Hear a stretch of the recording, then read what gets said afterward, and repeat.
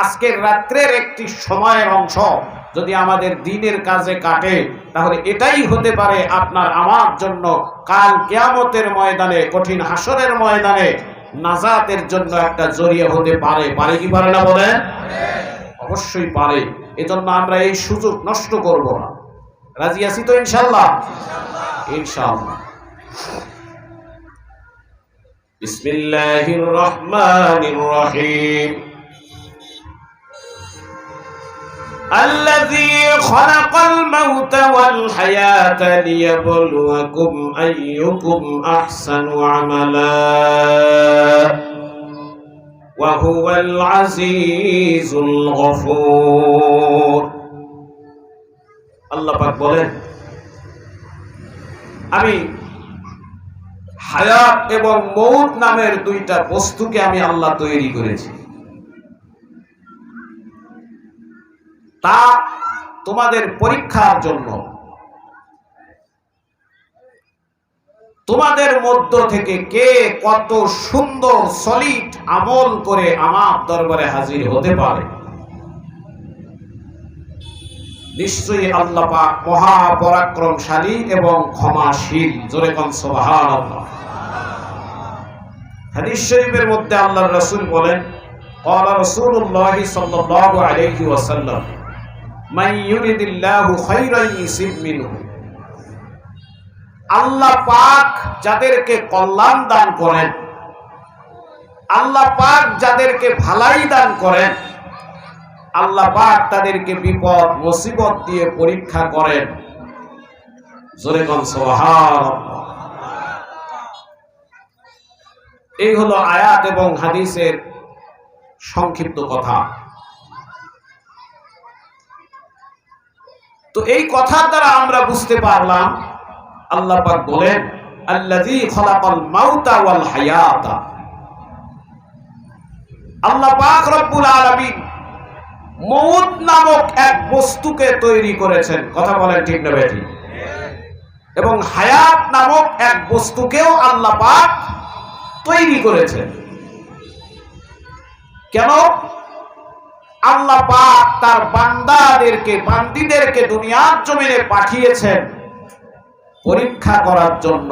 জোরে বলেন কি করার জন্য? আরো জোরে বলেন কি করার জন্য? পরীক্ষা করার জন্য।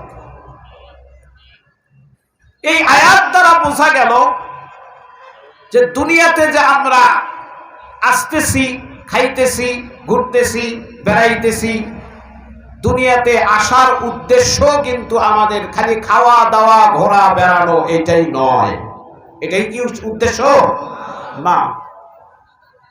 এই দুনিয়াটা হচ্ছে আল্লাহ পাক বান্দাবান্দীদের জন্য এই দুনিয়া নামক জায়গাটাতে পাঠাইয়া আল্লাহ পাক পরীক্ষার হল বানাইয়া দিয়েছে। কিসের হল? পরীক্ষার হল। এই পরীক্ষার হলের মধ্যে প্রশ্নপত্র যখন দেওয়া হয়, পরীক্ষা যাতে করে ছাত্র ছাত্রীরা দিতে পারে, সুন্দরভাবে লিখতে পারে, এজন্য যত সহযোগিতা করা দরকার যারা পাহারাদার হিসেবে থাকেন তারা কিন্তু সহযোগিতা করেন। কথা বলেন ঠিক না বেঠিক? করেন। কিন্তু পরীক্ষার প্রশ্নপত্র পাওয়ার পরে ছাত্রছাত্রী খাতার মধ্যে ভুল লেখলো না শুদ্ধ লেখলো, ওই ভুল শুদ্ধ লেখলো নাকি খাতা নিয়ে বসে থাকলো, এখানে কিন্তু যারা পাহারাদার হিসেবে দায়িত্ব পালন করেন তাদের কিন্তু বাধা দেওয়ার কোনো অধিকার আছে নাকি? কি বলেন, আছে? নাই। কেন নাই?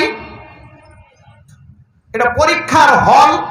এই জন্য প্রশ্নের উত্তর ভুল লিখবে নাকি শুদ্ধ লিখবে, নাকি খাতা নিয়ে বসে থাকবে, নাকি চিঠিতে বিভিন্ন চিঠি আকারে পত্র আকারে খাতায় লিখবে, যা খুশি তাই লিখবে, বাধা দেওয়ার কোনো নিয়ম নাই। কেন?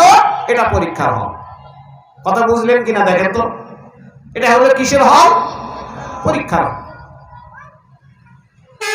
কিন্তু যখন পরীক্ষা শেষ হয়ে যখন রেজাল্ট হবে, তখন রেজাল্ট হওয়ার পরে কেউ পাবে পুরস্কার, কেউ পাবে তিরস্কার। মুসলমান ভাইয়েরা আমার, দুনিয়ার নিয়ম অনুযায়ী যেমন আল্লাহ বান্দারা বান্দিরা পরীক্ষা দেবে, রেজাল্ট হওয়ার পরে তাদের কারো ভাগ্যে হবে পুরস্কার, কারো ভাগ্যে হবে তিরস্কার। এই পুরস্কার পাওয়ার পরে একদল ব্যক্তি তারা আনন্দে আত্মহারা হয়ে যাবে। তারা বাড়িতে গিয়ে মাকে বাবাকে খুশি হয়ে বলবে, মা বাবা আমি কষ্ট করে পরীক্ষা দিয়েছি, লেখাপড়া করেছি, আপনারা লেখাপড়া করার মাধ্যমে যা কিছু করা দরকার আপনারা আমাকে সাহায্য করেছেন, এই জন্য আপনাদের দোয়ার বরকতে আপনাদের চেষ্টার বরকতে আমি লেখাপড়া করেছি, পরীক্ষায় কমন প্রশ্ন পেয়েছি,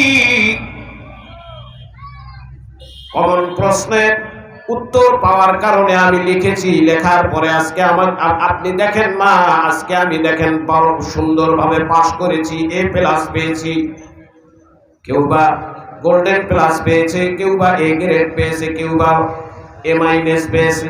কথা বলেন ঠিক কি ঠিক না? মুসলমান ভাইয়েরা আমার, যারা কৃতকার্য হয় তাদের হাসি আনন্দের কোনো অন্ত নাই। ওরে বন্ধু, তারা বন্ধুর কাছে ফোন করে, বান্ধবীর কাছে ফোন করে, মায়ের কাছে, বোনের কাছে, খালার কাছে, ফুপুর কাছে ফোন করে। কথা ঠিক না ব্যাটি? কিন্তু যেই সমস্ত ব্যক্তিরা আবার পরীক্ষার হলের মধ্যে সময় নষ্ট করার কারণে কিছুই লিখতে পারলো না, পাশের নম্বর যারা উঠাইতে পারলো না, তারা কি হয়ে গেল? ফেল হয়ে গেল। এই ফেল হওয়ার কারণে ওই ব্যক্তির কি আনন্দ আছে না দুঃখ আছে?